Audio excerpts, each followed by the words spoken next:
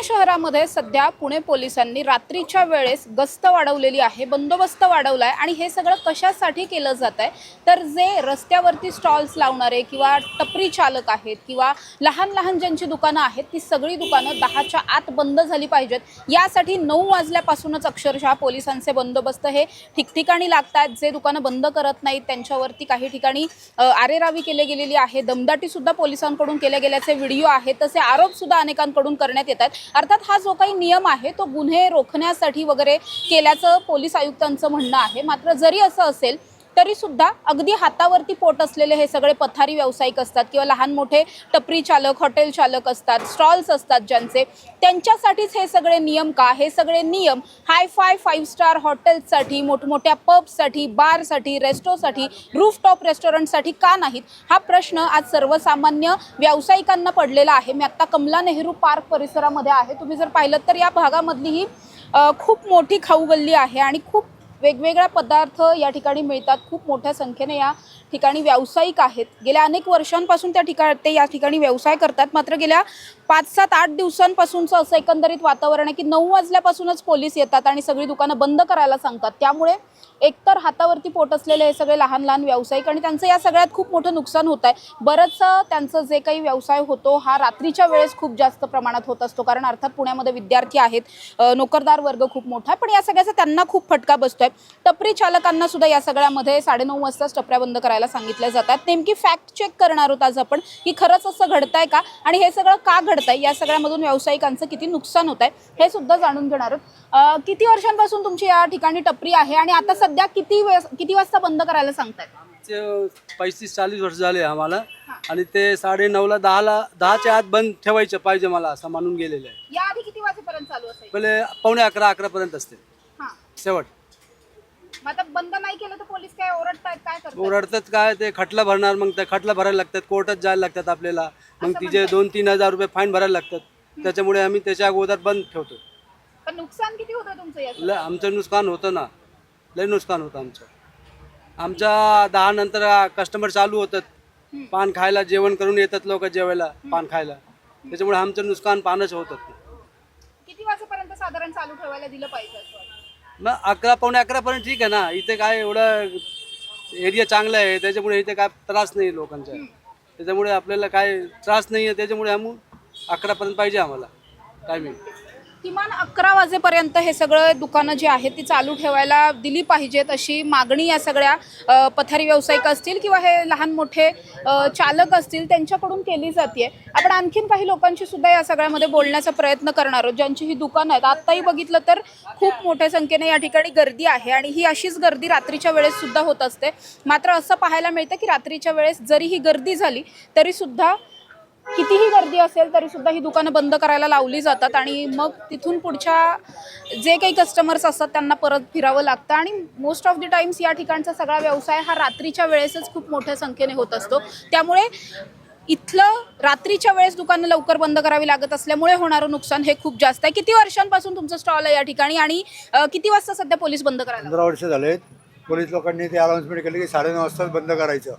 9:30 वाजता म्हणजे मला 8:30ला तयारी सगळी करावी लागते। 8:30ला बंद केलं की जे मेन जे काय गिराईक असतं ते काय होत नाही, काही नाही।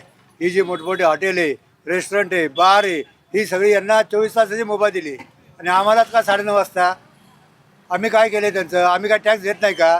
आम्ही टॅक्स हे सगळं देतो गव्हर्नमेंटला, आम्ही भाडं भरतो, हे करतो ते करतो, तरी आम्हाला 9:30 वाजता बंद करायला सांगितलंय का? तर यांचं हे होतं काय कारण? काही नाही। बरं, म्हणजे तुम्हाला तुमचं सगळं दुकान आवरून जाण्यासाठी 8:30 पासूनच तयारी करावी लागते, नाही तर येतात ते लगेच अनाउन्समेंट त्यांची चालू असते, नाही तर मग खटले भरा, हे करा ते करा, 17 त्यांच्या भानगडी। ऐकलं तर खटले भरतात ना, खटले भरले मग त्याला कोर्टात जावा, वकील द्या, हे द्या ते द्या, 17 लपडे त्याला। नाही, नोटिसा वगैरे काही नाही, फक्त तोंडी वगैरे सांगून गेले ते बाबा 9:30 वाजता बंद करा। रोज पोलिसांची गाडी रोज येते, 2 व्हीलर येतात, काही वेळेस पायी येतात आणि सांगतात ते बाबा बंद करा। नक्कीच आपण बघतोय हे सगळेच व्यावसायिक जे आहेत ते आता त्रस्त झालेले आहेत। त्यांचं असं म्हणणं आहे की ज्यांच्या थोड्याशा मोठ्या गाड्या आहेत त्यांच्या बाबतीत तर अक्षरशः असं होत आहे की त्यांना 8:30-8 वाजल्यापासूनच सगळी तयारी करावी लागते आणि ती तयारी झाल्याच्या नंतर 9:30 पर्यंत दुकानं फायनली बंद होतात. दुकानं बंद करण्यासाठीचीच तयारी खूप मोठी असते. त्यामुळे जवळपास 2-2.5 तासांचा सगळा व्यवसाय त्यांचा या सगळ्यामध्ये बुडतोय असं एकंदरीत दिसून येत आहे. किती वर्षांपासून या ठिकाणी तुमचा स्टॉल आहे आणि किती नुकसान होत आहे? कारण खूप लवकर तुम्हाला जवळपास 2 तासांचा वगैरे टाइम आहे की खूप आधी बंद करायचं? हो, आम्हाला 8 वाजल्यापासूनच आम्हाला आवरावरी करावं लागते, जेणेकरून आम्हाला धुणं बिणं सगळं झाडू बिडू मारण्याला म्हणे बरोबर 10 वाजता आम्हाला बंद करावं लागतो. आम्हाला अजिबात वेळ भेटत नाही आणि आम्ही कमीत कमी 20 वर्षापासून तर आम्ही व्यवसाय करतो. पण आता सतत हे 2 दिवस झाला आम्हाला त्रास एवढा देतो की ते पहिलेच अनाऊन्समेंट करतात की 10ला बंद हवे, 10ला बंद हवे. मग आम्ही जेणेकरून त्या ह्याच्या करून पटकन आवरून घेतो. त्यामुळे आमचे कस्टमर पण 8 वाजल्यापासून बाहेर पडतच नाही. म्हणजे 10 वाजता गाडी पूर्ण बंद झाली पाहिजे असं नाही की आवरावर सुरू झाली पाहिजे. नाही, ते म्हणजे पूर्ण बंदच झालं पाहिजे. कोण दिसायला पण नाही पाहिजे. लाईटी बिटी बंद करा असं नाही का अनाऊन्स करतच जातात. कस्टमर नाही ते दिसायलाच नाही पाहिजे. कस्टमर दिसायलाच नाही पाहिजे. 10 वाजता बंद असलं तर काय करणार? कस्टमरच नसतात. जरी 9:30-9 वाजता कस्टमर आले तर कस्टमर्सला हकललं वगैरे जाते असं काही घडतंय? नाही, ते 10लाच येतात डायरेक्ट. 10ला येतात. हो. पण या सगळ्यामुळे नुकसान किती होत आहे? कारण तुमचा पीक आवर्स काय असतात ज्या तासांमध्ये तुमचा सगळ्यात जास्त बिझनेस? आमचा जर संध्याकाळचाच व्यवसाय हा पाणीपुरी असल्यामुळं आणि 8 ते 9 या टायमाला गिऱ्हाईक असते. त्या टायमाला या भीतीपोटी कस्टमरच बाहेर पडत नाही आणि ते येतच नाही. 8 ते 8 वाजल्यापासून भिवून ते बाहेरच पडत नाही. जवळपास आता 7-8 दिवस झालेत हा सगळा नियम जो आहे तो पोलिसांनी काढलाय आणि त्याच्यावरती सगळी अंमलबजावणी सुरू आहे. या 8-10 दिवसांमध्ये कितीचं नुकसान झालं? कमीत कमी रोजचं नाही म्हटलं तर आपलं 500-600चे ते आहे निर्माण नाही का फरक पडलाय ते त्या टायमाला. 1 तासाच्या आसपास पब्लिक नसती, त्यामुळं उन्हामुळं आणि याच्यामुळं तर अजिबात कस्टमर शांत झाले आमचं. म्हणजे दिवसाचा व्यवसाय कमी झाला आणि त्यात रात्री बंद करा. हो, लवकर बंद केल्यामुळं आम्हाला जरा नुकसान झालं. पण अंदाजे किती वाजेपर्यंत चालू ठेवायला द्यायला पाहिजे? आम्हाला कमीत कमी अंदाजे 11 वाजेपर्यंत नाही का बंद केल्यावर थोडं आम्हाला आवरावरीला थोडा अर्धा-1 तास तेवढा तर पाहिजे. ते म्हणजे 10ला प्रॉपर बंद म्हणलं तर आम्हाला धुणं करणं, साफ करणं, तयारी करणं उद्याची ते होतच नाही. 10ला म्हणजे आम्हाला 9लाच बंद करावं लागतं असं होतं. नक्कीच खूप मोठ्या प्रमाणात या सगळ्या व्यवसायावरती एकंदरीत जर आपण पाहिलं तर खूप मोठ्या प्रमाणात व्यवसायावरती या सगळ्याचा फटका बसताना पाहायला मिळतोय. काय सांगाल तुम्ही? हा जो काही नवीन नियम काढलेला आहे पुणे पोलिसांनी, खरं तर पुणे महानगरपालिकेनं असा जे लायसन्स दिलं त्यामध्ये असं म्हटलेलं आहे की 10 वाजेपर्यंत चालू ठेवायचं, पण पुणे पोलीस जर 8-8:30ला येऊनच बंद करायची तयारी सगळी करत असतील तर हे तुम्हाला सुद्धा पुणेकर म्हणून कुठेतरी चुकीचं वाटतं? हा मॅडम, आता आम्ही नाईटला पण कामं करतो. म्हणजे आता लेबर लोक असतात, त्यांना नाश्ता आहे काय आहे. तर मी पण आता 2-3 दिवस झालं माझं इथंच काम चालू आहे. नाईटला येतो तर सगळं बंद असतं. तर इथून तर मी डेक्कनपासून असं बाकीच्या ठिकाणी फिरायला लागतं आणि आम्हाला पण जरा त्रास होतो त्याचा. आणि असं थोडी की आम्ही नाईटला म्हणजे आम्ही काय बाहेर पडायचंच नाही का? आम्ही पण शेवटी तर आता काय फॅमिली असली काय असली तरी पाहिजेत पण दुकान. हे सगळे नियम केवळ छोट्या व्यावसायिकांसाठी आहेत, ज्यांचे मोठमोठे हॉटेल्स आहेत किंवा जिथे एखाद वेळेस खायचं म्हटलं तरी 1000च्या पुढे बिल होतं, त्यांच्यासाठी हे सगळे नियम नाही. जनतेवरती कुठेतरी हा अन्याय आहे का? हा, अन्यायच आहे ना एक प्रकारे. आता हा पण ते पण त्यांच्या पोटासाठीच करतायत ना. ते काय थोडी त्यांचा हातावरचा धंदा आहे. तर ते बंद पडलं तर ते काय करणार? त्यांच्या पण फॅमिली आहेत. किंवा तुमचं जे काही रोजचं इन्कम असेल त्या इन्कम मधून जर तुम्ही रोज हॉटेलमध्येच जाऊन खायचं म्हणलं रात्रीचं तर ते परवडणार आहे? नाही, हॉटेलमध्ये तर नाही शक्य मॅडम. तर मी मीडियम क्लासमधलाच. मला काय एवढं शक्य नाही की मी हॉटेलमध्ये दररोज जाऊन खाऊ शकतो. याचं किरकोळ आहे. आता दुपारी झालं नाहीतर नाईटला झालं. आता इथं हॉस्टेल्स पण भरपूर आहेत, स्कूल आहेत. ती पोरं तर याच्यावरती डिपेंड भरपूर आहे. ते पण हॉटेलमध्ये खातील असं मला वाटत नाही. ग्रामीण भागामधनं पण भरपूर लोक आलेले आहेत, भरपूर पोरं आहेत. ते एक विचार केला पाहिजे त्यासाठी पण. नक्कीच ग्राहकांना सुद्धा असं वाटतंय की काहीतरी विचार होणं खूप गरजेचं आहे या सगळ्यावरती. कारण जसं मी आधी म्हटलं की इथे शिक्षणासाठी बाहेरून आलेल्या मुलांची संख्या खूप जास्त आहे. त्याचबरोबर नोकरदार वर्ग आहे, रात्री उशिरा ऑफिसेस सुटतात, तिथून आल्याच्या नंतर काहीतरी कमी पैशात चांगल्या क्वालिटीचं खायचं असतं, त्यामुळे मग अशा पद्धतीच्या स्टॉल्सवरती ते येतात. पण ही सगळी नुकसान जे आहे ते आता सगळ्या स्टॉल धारकांचं जसं होतंय तसं जे ग्राहक आहेत त्यांना सुद्धा या ठिकाणी अनेकदा उपाशी राहावं लागतंय असं एकंदरीत दिसतंय. किती वर्षांपासून तुमचा स्टॉल आहे या ठिकाणी आणि किती नुकसान होतंय लवकर बंद करावं लागत असल्यामुळे? स्टॉल आहे 10-12 वर्षापासून. लवकर बंद केलं तर खूप काही नुकसान होते, कारण गिरायकाच्या टायमाला बंद करावं लागतं. आणि खूप गिरायक असेल तर थांबतायत का पोलीस? खूप गिरायक असलं तर टाइम झाला तर बंद करावं लागतं ना. बंद कितीचं नुकसान होतंय अंदाजे? 7-8 दिवस झाले बंद करत, कितीचे अंदाजे नुकसान? करावं अर्धवट मटेरियल जाते वाया असं. हो ना. पैसेही मिळत नाहीत आणि मटेरियल सुद्धा वाया जातंय. नक्कीच पैसे सुद्धा मिळत नाहीयेत आणि जे मटेरियल खरेदी करून ठेवलेलं आहे ते त्याचं सुद्धा या सगळ्यामध्ये नुकसान होत आहे, कारण खूप वेळासाठी हे अन्नपदार्थ ताजे राहू शकत नाहीत असं एकंदरीत दिसतंय. त्यामुळे खरं तर खूप मोठ्या प्रमाणात हा जो नियम आहे तो आमच्यावरतीच का लादला जातोय असा सवाल उपस्थित केला जातोय या सगळ्या छोट्या विक्रेत्यांकडून. दादा, किती दिवसांपासून तुमचा स्टॉल आहे आणि हा जो काही नवीन नियम आहे त्यामुळे नुकसान किती होतंय? जास्त होते कारण की आम्हाला आहे ना दुपारी गिऱ्हाईक नसते, संध्याकाळी गिऱ्हाईक असताना आणि दुकान बंद करायला लागतं असे. किती वाजता बंद करायला सांगताय? 10 म्हणजे 10 सांगतात, आम्हाला 9 वाजता हे करायला आवरायला लागतं. लागतंय सगळं. 9 मग वाजता अंदाजे किती वाजेपर्यंत चालू ठेवायला दिलं पाहिजे असं वाटतं? आधी कितीपर्यंत चालू असायचं? आधी 12पर्यंत. 11-12 पर्यंतही चालू हा. असायचं.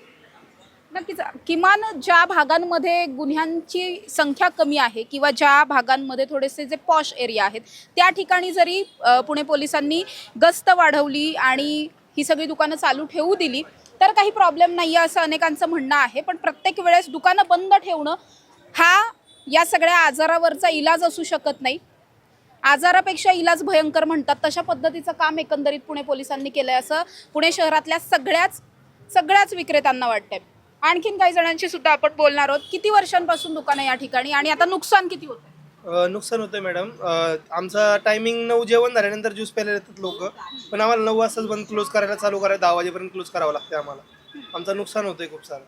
तरी अंदाजे 7-8 दिवसात कितीच नुकसान झालं? बरंच नुकसान झालंय. मुलांचे कधी कधी पगार पण निघत नाही, जे कामवाले आहेत आपल्याकडे थोडेफार पगार पण निघत आधी नाही. किती वाजेपर्यंत चालू असायचं? आता एक 10:30 वाजेपर्यंत आम्ही बंद करायला घ्यायचो, 11 वाजेपर्यंत क्लोज करायचो. 11चा टायमिंग ठीक आहे आमच्यासाठी, 11 वाजेपर्यंत होऊ शकतं आमचं.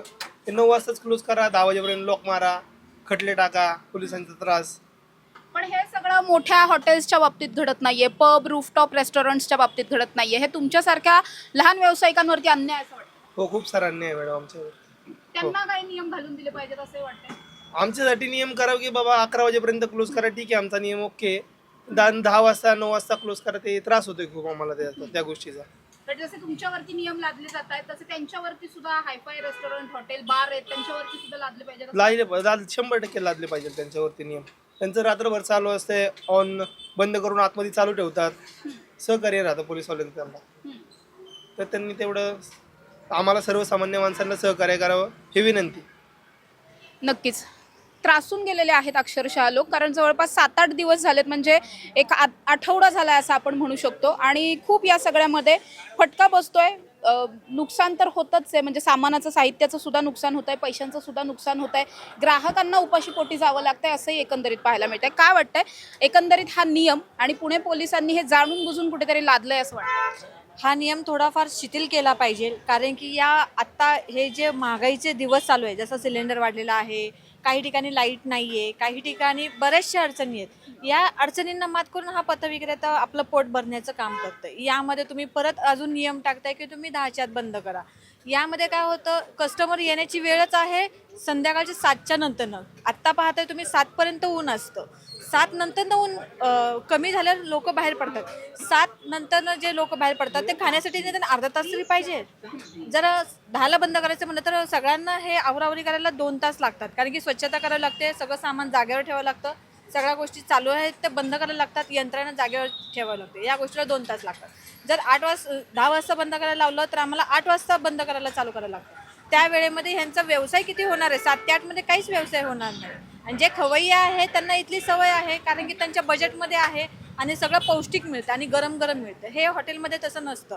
मसाला 2 दिवस आधी बनवलेला असतो, त्याच्यानंतर तो बनवून तुम्हाला सर्व केलं जातं. इथे तुमच्या समोर बनवलं जातं, तुम्हाला डायरेक्टली सर्व केलं जातं. हे खिशाला परवडणार आहे आणि शरीराला पचणारही आहे. हे तुम्ही या डायरेक्टली सगळ्यावरती पुणे पोलिसांचं पोलीस आयुक्तांचं असं म्हणणं आहे की महानगरपालिकेनं त्यांना जे परवाने दिलेत, जे लायसन्स दिलेत ते ऑलरेडी 10 वाजेपर्यंतच आहेत. सो आम्ही काही वेगळं करत नाही आहोत, आम्ही 10 वाजताच बंद करतो. त्याच्यावर 11 वाजेपर्यंतचा वेळ आहे नियमाप्रमाणे. तर तुम्ही 11पर्यंत नाही, निदान 10पर्यंत चालू ठेवायला सांगा. 11 वाजता तुम्हाला सगळे दुकानं बंद दिसतील. आम्ही म्हणत 9-8:30 वाजता जे आवरावर करायला लावतात तीच 10 वाजता. 10 वाजता करा, शिथिल करावी ही आमची विनंती आहे. या सगळ्यामुळे नुकसान किती होत आहे आणि पुण्यात किती असे व्यावसायिक आहेत ज्यांना इतकं मोठं फटका बसतो? पुण्यामध्ये जेवढे फूड झोन आहेत तेवढ्या सगळ्यांवर हा फटका बसलेला आहे. यामध्ये शुल्क जे आकारणी करावं लागतं ते शुल्कही आकारणी होत नाही. जो रोजचा माल आणावा लागतो त्याच्यासाठीही पैसे जमा होत नाही आणि जे घर चालवण्यासाठी पैसे लागतात तेही जमा होत नाही. याच्यामध्ये उधारी वाढत जाते. यामध्ये व्यावसायिक कुठेही पूर्ण पोट भरू शकत नाही. नक्कीच गेल्या अनेक वर्षांपासून पथारी व्यावसायिक असतील, अशा पद्धतीचे हॉकर्स असतील, लहान मोठ्या व्यावसायिकांसाठी जे काम करतात ते संजय शंके माझ्याबरोबर आहेत. काय सांगाल, आजारापेक्षा इलाज भयंकर म्हणतात, तशा पद्धतीचं केलं आहे का सध्या? आजार आणि इलाज आणि हे असं म्हणण्यापेक्षा हा लागलेला कॅन्सरचाच आता एक भाग आहे. आज आपण जर पाहिलं की वर्तमानपत्रामध्ये अबोल्याचं बोलणं आलं की आता हा व्हायरस पण आला आहे. म्हणजे आमच्यावर टांगती तलवार जी आहे ती महापालिकेची आहे, पोलिसांची आहे आणि आमच्यावर वाढलेल्या महागाईची आहे. एक तर सिलेंडर कुठे मिळत नाही, परत आम्हाला गॅस वापरायची परवानगी नाही. अनेक पोलीस स्टेशनने सिलेंडर आणि गॅस जप्त केलेले आहेत. अनेक मोठ्या गुन्ह्यांमध्ये चार्जशीट लवकर जात नाही, पण आमचं 24 तासात जातं. अशा अनेक परिस्थितीने आम्ही गंजलो आहोत, खरं तर वैतागलेलो आहोत. पण आम्हाला जगवायचं आहे, आमचा परिवार वाचवायचा आहे, म्हणून आम्ही हा आटापिटा करत असतो. पुणे महापालिकेने जे काही 10ची टायमिंग दिलेलं आहे ते सार्वजनिक टायमिंग आहे. पण पुणे महापालिकेला राज्य शासनाने जे सांगितलं होतं की तुम्ही स्ट्रीट फूड क्लीन हब तयार करा, त्या संबंधीचं त्यांनी काहीच केलं नाही आहे. त्यासाठी अन्न औषध प्रशासन त्यामध्ये निधी वापरणार होतं. पुणे महापालिकेला खर्चही काही करायचा नव्हता. आणि दुसरी गोष्ट ह्यात आहे की माननीय पोलीस आयुक्तांनी जो निर्णय घेतला ते स्वतः TVC मेंबर आहेत, सदस्य आहेत. त्यांनी ह्या पथविक्रेत्यांची एक चर्चा करायला पाहिजे होती, संघटनांना विश्वासात घ्यायला पाहिजे होतं. आणि बाबा की असं आहे, आता जर मीटिंग घेतली असतील आम्हाला विचारलं असतं तर त्यातलं एक क्लॉज असा आहे की गुन्हेगारी रोखण्यासाठी. आता गुन्हेगारी रोखणं हे फक्त स्ट्रीट वेंडरच्या हितूनच रोखली जाणार आहे का? हा पहिला प्रश्न तयार झाला. ही संदिग्धता निर्माण झाली, ही त्या शंकेला वाव तयार आहे. मुद्दा असा येतो की आपण जेव्हा मान्य प्रशासन काही निर्णय घेतं तेव्हा सर्वसमावेश निर्णय व्हायला हवे होते. मुद्दा 10चा आहे. 10ला जर बंद करायचं असेल तर आम्हाला 6:30-7ला आवरावं लागतं. कारण 6:30-7ला जर आवरलं तर आमचे धंदे पूर्णपणे 7ला बंद होतात. म्हणजे आम्ही 10-10:30ला जातो. 10 नंतर पोलीस चौकात विचारतात तू कुठून आला हे सांगितल्यानंतर सुद्धा तिथं आमच्यावर ॲक्शन होते. कारण आम्ही व्यवसाय ठिकाणून आलो, मग कुठे लावतो, काय करतो, काय विकतो, कोण येतं, अनेक प्रश्नांना बडीमार. मग आम्हाला 12 वाजतात घरी जायला. जे आम्ही वेळेवर धंदा बंद करतो 10-10:30ला, 11-11:30ला घरी जातो. त्यामुळे आता आमचा 1 तास वाढला उलट. आता तुम्ही जर पाहिलं पुणे शहर, इंदूरमध्ये जर पाहिलं सराफा बाजारामध्ये रात्री 12 ते पहाटे 4 वाजेपर्यंत आहे. अहमदाबादमध्ये मानके चौक पाहिला तुम्ही तर तिथे 4 वाजेपर्यंत पुढे. म्हणजे देशामध्ये अनेक ठिकाणी हे पुढं. आता हे चालू का ठेवायचं असं आम्ही सांगतोय, आम्ही मागतोय, आम्ही विनंती करतोय. आता एका रेल्वे स्टेशनचा आपण विचार करूया.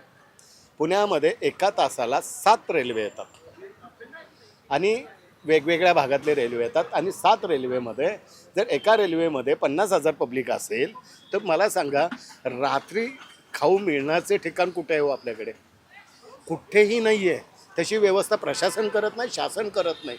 पण 2022ला राज्य शासनाने हा निर्णय घेतला होता की स्ट्रीट फूड झोन आपण करूया, हब करूया. आणि असा एक प्रयत्न आमचा स्वारगेटला झाला होता. तो प्रस्ताव तसाच पडून आहे. सारसबागेचाही प्रस्ताव पडून आहे. हा कमला नेहरूचा प्रस्ताव पडून आहे. काय होतं हे की फूड झोन केले तर तुम्हाला त्या लोकांना वेळेवर आणि व्यवस्थित खायला मिळेल. जसं श्वेता अवतारे मॅडमनी सांगितलं त्याप्रमाणे. आता इथली परिस्थिती जर पाहिली कमला नेहरूची, इथं फिरोदिया हॉस्टेल आहे, इथं जोशी हॉस्पिटल आहे. आता आपण जर पाहिलं तर ही नारळ आहेत. अपरात्री नारळ पाणी हॉस्पिटल मागवतं, द्यायचं कुठनं? फिरोदिया हॉस्टेलमध्ये 2 प्रकारचे विद्यार्थी राहतात. एक जैन समुदाय राहतं, त्यांना जैन फूड लागतं. इथं जैन फूड विकणारे लोक आहेत. म्हणजे हॉटेलमध्ये जैन फूड मिळणार नाही आहे तुम्हाला, जे स्ट्रीट वेंडर देऊ शकतं. आणि मग ह्या हॉस्टेल आहेत आणि नोकरीला येणारे लोक आहेत, महिला आहेत, त्यांच्या नोकरीचे टायमिंग पहा तुम्ही. ह्या भागामध्ये हा उच्चप्रभू असल्यामुळे तिथले IT क्षेत्रात जास्त कर्मचारी आहेत. कारण 2-2, 3-3 लाख रुपये पगार आहे महिन्याला. ते लोक ITत जातात. ते अपरात्री येतात आणि त्यांचे पार्सलची सोय असायला पाहिजे अशी एक सोय असते. कारण घरातनं पार्सल मागवलेलं असतं की तू येताना काहीतरी घेऊन ये. आता ह्या सगळ्या गोष्टींवर सांगोपान विचार व्हायला हवा होता, समजून घ्यायला पाहिजे होता. आणि समंजसपणे जर काही झोनला तुम्ही तात्पुरती परवानगी वाढवून दिली असती की बाबा ह्या ठिकाणी तुम्हाला मिळेल. आता करोनानंतर आता इबोलेचं संकट मोठं आलं आहे. म्हणजे तुम्ही ज्या ज्या बंधनांमध्ये आम्हाला अडकवण्याचा प्रयत्न केला आता 10 दिवसासाठी, हे कंटिन्यू होणार का ह्याची आता भीती वाटायला लागली. ह्या भीतीपोटी जर आमच्यासाठी काही मिळणार नसेल तर आम्ही जगायचं कसं. सगळ्यात मोठा प्रश्न आमचा असा आहे की आम्हाला PM स्वनिधीमधून मोठं कर्ज दिलं आहे, ते कर्ज फेडायचं कसं. जर ते कर्ज फेडता येत नसेल तर आमचे हप्ते भरणार कोण, आमच्या घरांचा. आता दुसरे आज आपण जर भेटलो तर 2 दिवसानंतर शाळेंची गडबड चालू होईल, कॉलेजांची गडबड चालू होईल, मुलांच्या शिक्षणाचं काय करायचं, शाळेची फी भरायची कुठून, ह्या सगळ्या गोष्टींवर सांगोपाने विचार होणं अपेक्षित होतं, पण तो होताना दिसत नाही. मला आपल्या माध्यमातून असं प्रशासनाला सांगायचं आहे, राज्याच्या, केंद्राच्या आणि स्थानिक प्रशासनाला, की जर कायदा आपल्याकडं आहे 2014चा, त्याची सक्षम अंमलबजावणी करा ना. काय प्रॉब्लेम आहे तुम्हाला. कारण ती जर करायची असेल तर सर्वात पहिल्यांदा तुम्हाला जागा शोधाव्या लागतील. कारण 2.5% लोकसंख्येच्या प्रमाणात स्ट्रीट वेंडर बसवायचे आहेत तुम्हाला. ते न बसवता आहेत तर स्ट्रीट वेंडरवर तुम्ही अन्याय करताय. तर हा अन्याय दूर झाला पाहिजे अशी आमची पोलीस आयुक्तांकडे विनंती आहे आणि पुणे महापालिकेकडे. ह्या दोन्ही आयुक्तांनी एकत्र येऊन तातडीने चर्चा करावी आणि ती चर्चा सर्व समक्ष बोलावी. आम्ही ह्या संदर्भात महापौरांना एक निवेदन देणार आहोत आणि महापौरांना विचारणार आहोत की बाबा हे सगळ्या गोष्टी कशा काय होत आहेत आणि आपण ह्यात का लक्ष घालत नाही आहे. तर हेही आम्ही करू.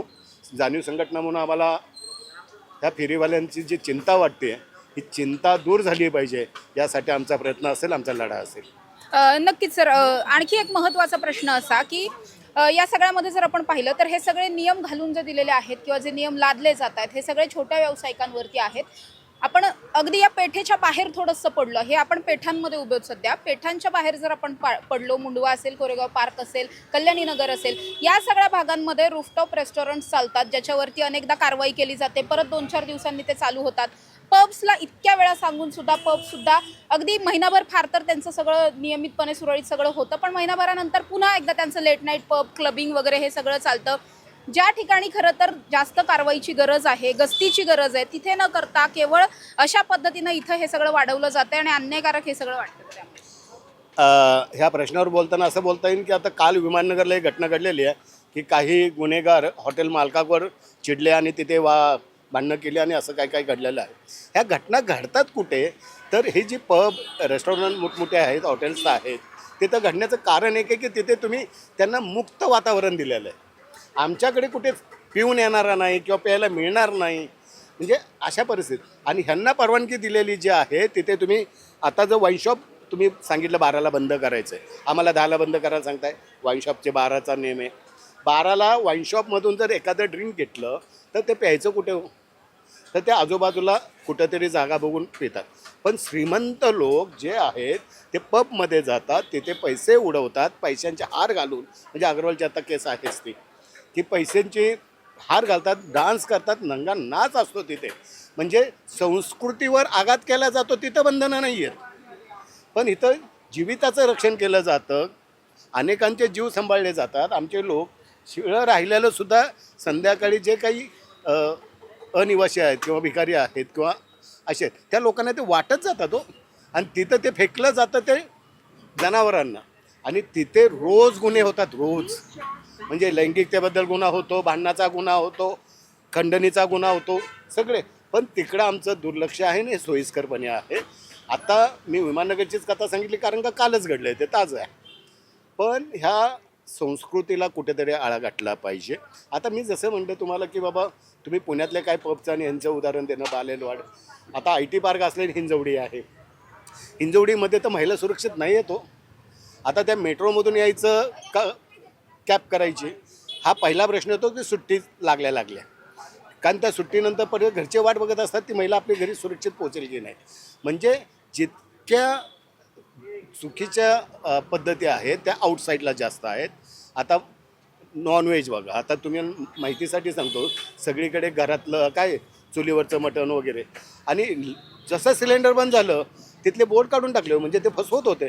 तेव्हा तुम्ही त्यांना साथ देत होता, सहकार्य करत होतात, म्हणजे फसवणुकीला तुमचाच पाठिंबा होता. आम्ही इथे तुमच्या समोर बनवतो, तुमच्या समोर देतो आणि त्याला तुम्ही बंदी घालताय. तुम्ही काय करायला पाहिजे होतं हे आम्ही सांगितलं, माझे सहकारी काय बोलले. आम्ही पोलिसांनाही सांगितले की बाबा 10ला जर आम्ही आवरायला घेतलं तर 11:30पर्यंत आमचं आवरून होईल, आम्ही शांतपणे निघून घरी जाऊ, आमच्याकडून काही होणार नाही. दुसरी गोष्ट, इथं भांडणं वगैरे झाले तर ते मिटवण्याचंही काम आमचेच लोक करतात. पोलीस चौकीत जायची गरजच पडत नाही. तुम्ही संपूर्ण पुणे शहराचा जर आकडा काढला की स्ट्रीट वेंडर झोनवर किंवा स्ट्रीट पॉईंटवर कुठे असे ॲक्सिडेंट झाले आहेत का, कुठे भांडणं झाले आहेत का, तर ही आकडेवारी खूप कमी आहे. पण आज संध्याकाळी जर तुम्ही एखाद्या पबमध्ये एंट्री केली तर तिथं टेबलावरनं वाद झालेला असेल. म्हणजे श्रीमंतीचा माज हा वेगळ्या ठिकाणी जातो आणि त्या माज पुढे आम्ही झुकतो मॅडम. नक्कीच, जे सगळ्यात कमी हार्मफुल आहेत ना त्यांच्यावरतीच सगळ्यात जास्त नियम लादले जात आहेत असं एकंदरीत पाहायला मिळत आहे. हे सगळे नियम पबसाठी, ओपन रूफटॉप रेस्टॉरंटसाठी, रेस्टो बार्ससाठी, यासाठी जर हे सगळे नियम लावले तर कदाचित गुन्हे खरंच कमी होतील. पण पुणे पोलिसांनी हे जे काही अक्षरशः आपण म्हणू शकतो दडपशाहीच्या माध्यमातून हे सगळं राबवलं जात आहे. अनेक ठिकाणी ज्यांनी दुकानं बंद करायला उशीर केला आहे त्या ठिकाणी लाठीचार्ज वगैरे केलेले सुद्धा काही व्हिडिओ येतात. अर्थात तो सौम्य सुद्धा असेल, पण हे सगळं केवळ इथल्या गरीब व्यावसायिकांसाठीच का किंवा हॉकर्ससाठीच का, हा सगळ्यात महत्त्वाचा प्रश्न आज उपस्थित होतोय. आणि हे सगळे नियम हॉटेल व्यावसायिकांना का लावले जात नाहीत? बरं, हे सगळे नियम लावायच्या आधी यांच्यासाठी काम करणाऱ्या ज्या संघटना आहेत त्यांना विश्वासात का घेतलं गेलेलं नव्हतं, हा सुद्धा प्रश्न उपस्थित होतोय. केवळ व्यावसायिकांवरती, लहान व्यावसायिकांवरती हे सगळे निर्बंध घालायचे आणि मोठे जे व्यावसायिक आहेत त्यांना कुठेतरी या सगळ्यामध्ये बगल द्यायची किंवा त्यांना कुठेतरी वरदहस्त त्यांच्या डोक्यावर असल्यासारखं वागायचं, हे नेमकं पुणे पोलीस का करतात, पुणे महानगरपालिका का करते? आणि हे जे काही इतकं मोठ्या प्रमाणात नुकसान होत आहे, आत्ता सध्या आपण बघितलं तर दर 3-4 दिवसांनी पेट्रोल डिझेल वाढत आहे, सिलेंडरचे भाव वाढतात, महागाई प्रचंड झालेली आहे. अनेक असे पदार्थ आहेत जे आपण इम्पोर्ट करायचो, एक्सपोर्ट करायचो, ते सगळे बंद झाले असल्यामुळे खूप मोठ्या प्रमाणात या सगळ्यामध्ये फटका बसतोय सर्वसामान्य नागरिकांना. ऑलरेडी खाद्यपदार्थांच्या किमती सुद्धा वाढत आहेत आणि असं सगळं असताना जर हे लहान व्यावसायिकांचं मरण या सगळ्यामध्ये होत असेल तर केवळ हे व्यावसायिकांचं मरण नाहीये, पुण्यात राहणाऱ्या सर्वसामान्य माणसाला ज्याला बाहेर जाऊन खायचंय त्या प्रत्येक माणसासाठी हे मरणच आहे. असा विचार करून तरी इथून पुढच्या काळामध्ये पुणे महानगरपालिका असेल, पुणे पोलीस आयुक्त असतील, पोलीस प्रशासन असेल, या सगळ्यांनी एकत्रित बसून या सगळ्या लोकांना विश्वासात घेऊन या सगळ्या नियमांमध्ये थोडंसं शिथिलता आणणं हे जास्त गरजेचं असलेलं पाहायला मिळतंय. कॅमेरा पर्सन निलेश लोहारसह समृद्धी जाधव, टॉप न्यूज मराठी, पुणे. तुमची car, electric panel, data server आगीपासून सुरक्षित आहे का? नाही? मग आजच बसवा F protect temperature activated fire suppression device. यामध्ये आहे eco friendly non toxic pressurized liquid, जे आग लागल्यास क्षणार्धात ॲक्टिवेट होऊन आगीवरती मिळवते नियंत्रण. बसवण्यास अतिशय सोपे आणि सुटसुटीत टेकालिपचे एक दर्जेदार उत्पादन एफ प्रोटेक्ट.